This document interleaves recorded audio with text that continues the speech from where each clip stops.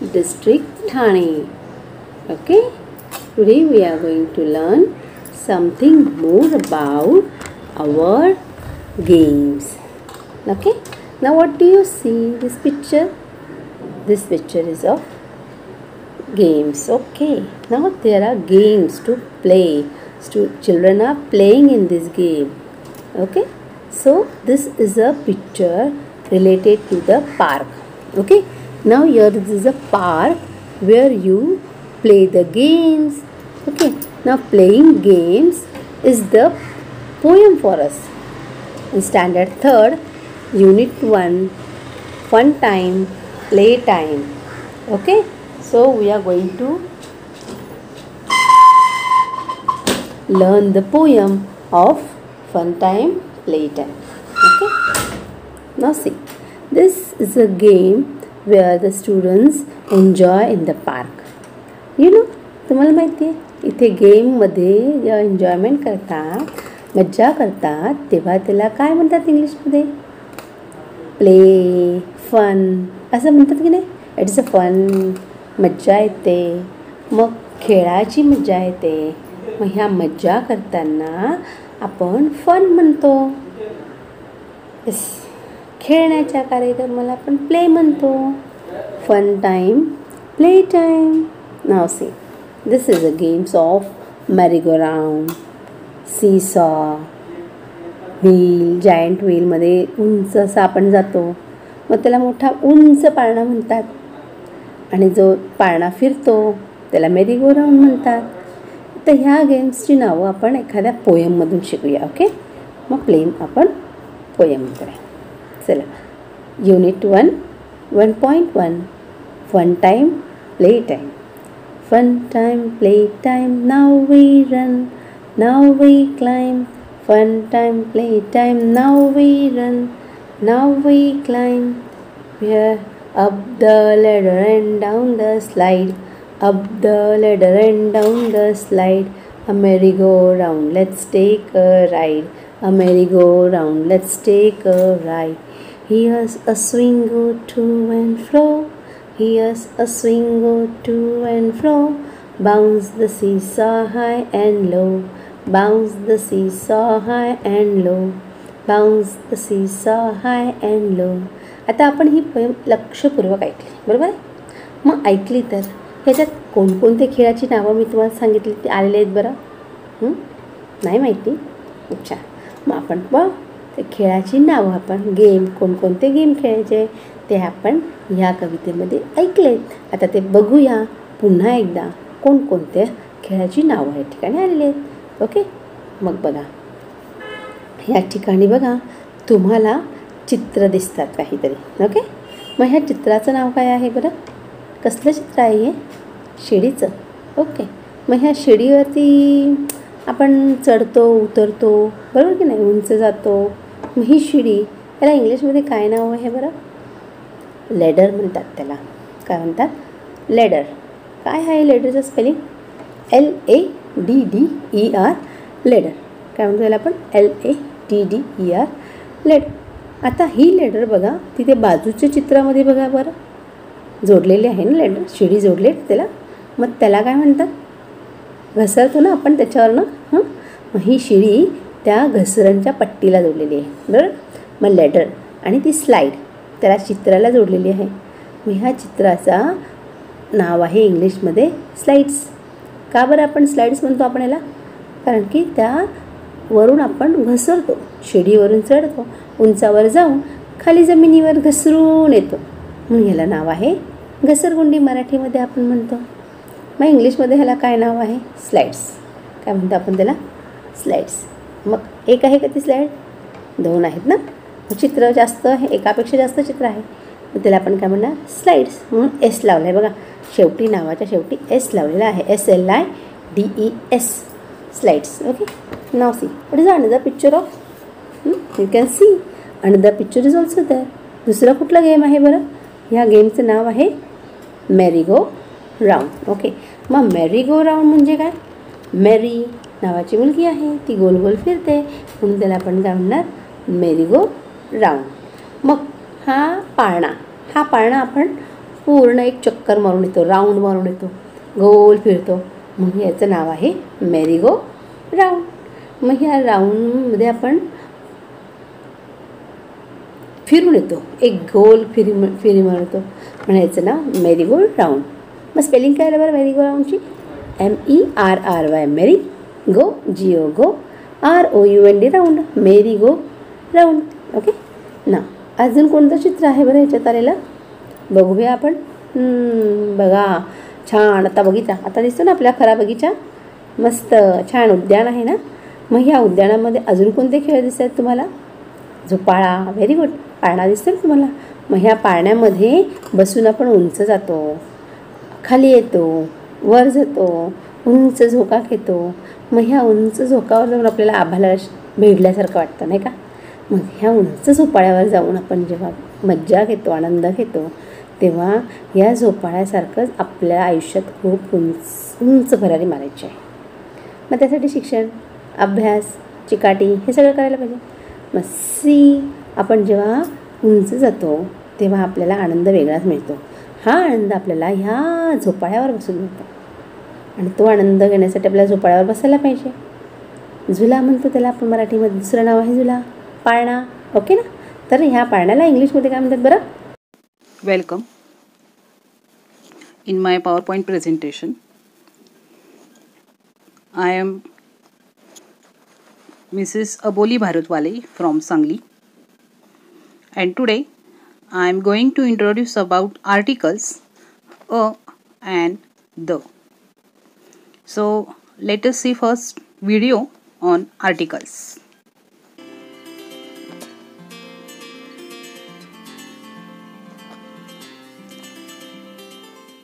Articles a and the. Look at these pictures. This is a flower. The flower is red. This is an orange. We have used a and the to point out the nouns flower and orange. These words, that is a and the, used to point out nouns are called articles. A is used before a word that begins with a consonant, such as a cow, a beetle, a deer, a pearl. We use an before a word that begins with a vowel sound. For example, an apple, an elephant, an ice cream, an otter, an umbrella. Articles a and an are used to introduce a singular noun.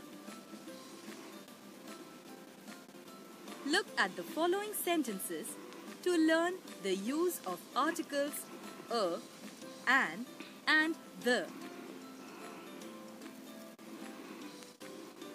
That is a stall. There is an umbrella on the stall. We observe that articles a and an are used to talk about a thing in general. For example, a stall and an umbrella. Article the is used when we talk about the same noun the second time, that is, about a particular thing. In this case, it is the stall. Article the is also used to introduce plural nouns. For example, the bicycles, the erasers, the ostriches, the dolls.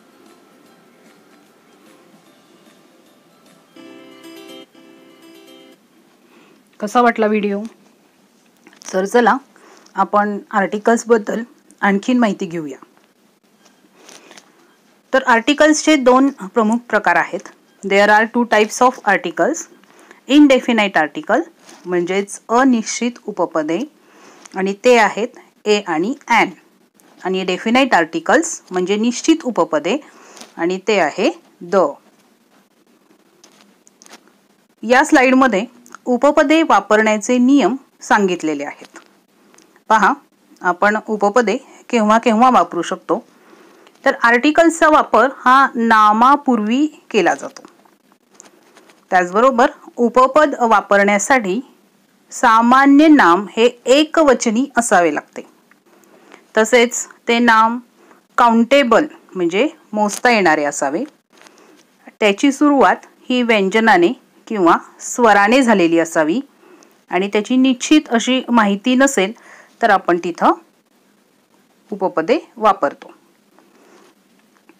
त्यानंतर इथं नियमावली दिलेली आहे. ज्या एकवचनी सामान्य नामाच्या उच्चाराची सुरुवात व्यंजन ध्वनीने म्हणजेच कॉन्सोनंट साऊंडने होते अशा सर्व नामापूर्वी ए वापरावे. मराठीमधले हे कॉन्सोनंट साऊंड्स म्हणजे व्यंजन ध्वनी आहेत. ते या स्लाइडमध्ये तुम्हाला दिसत आहेत. इथे इंग्रजीतले व्यंजन ध्वनी म्हणजेच कॉन्सोनंट्स आहेत. पण एक याच्यामध्ये आहे की ज्या एकवचनी सामान्य नामाच्या उच्चाराची सुरुवात ही स्वरध्वनीने म्हणजे वॉवेल साऊंडने होते तर तिथं आपण वापरतो ॲन. पहा, हे स्वर आहेत. एकूण इंग्रजीमध्ये 5 स्वर आहेत. पहा, ए, ई, आय, ओ, यू. आणि या स्वरांनी जर एखादं सामान्य नाम सुरुवात होत असेल तर आपण त्याच्या अगोदर वापरतो an. For example, an apple, an ink pot, an elephant, an ox, an umbrella, etcetera.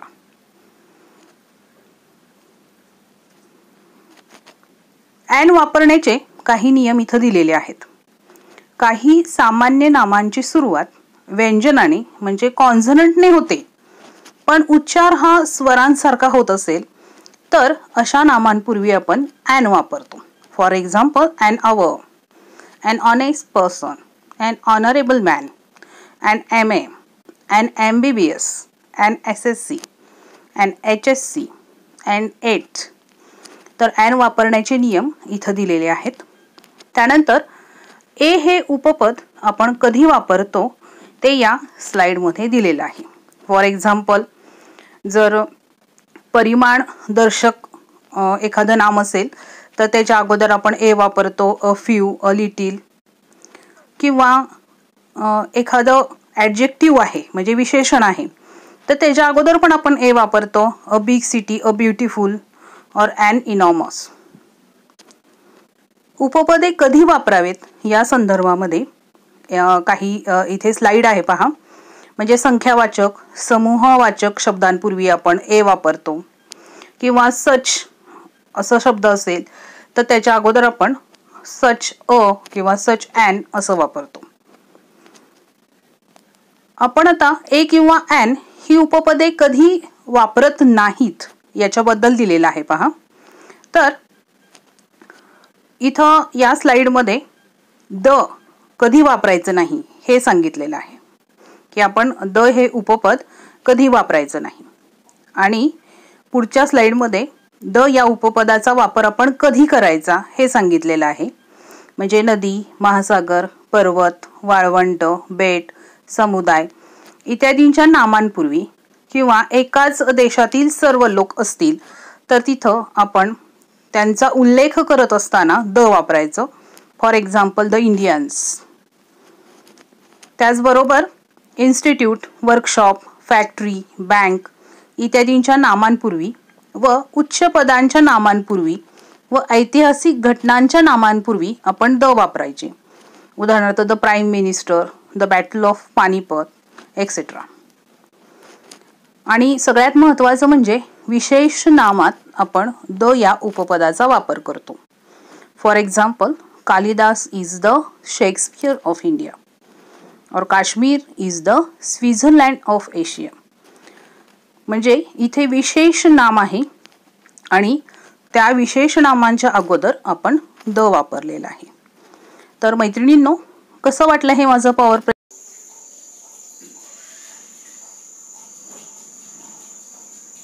Create bye Meena Pandit madam.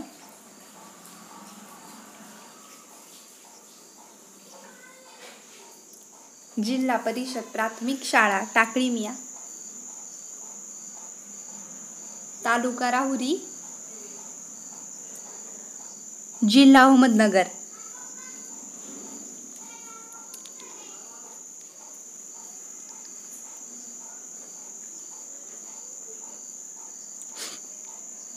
विषय परिसर अभ्यास इयत्ता 3री.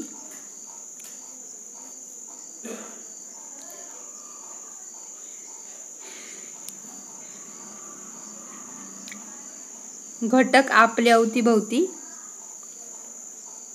आपल्या भोवताली असणाऱ्या वस्तूंचे 2 गट पडतात. पहिला सजीव आणि दुसरा म्हणजे निर्जीव.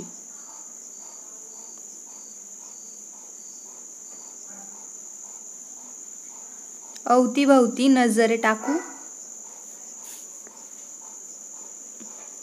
सजीवांमध्ये माकड, झाड आणि ससा इत्यादींचा समावेश होतो, तर निर्जीवांमध्ये दगड, नदी आणि घरे इत्यादींचा समावेश होतो.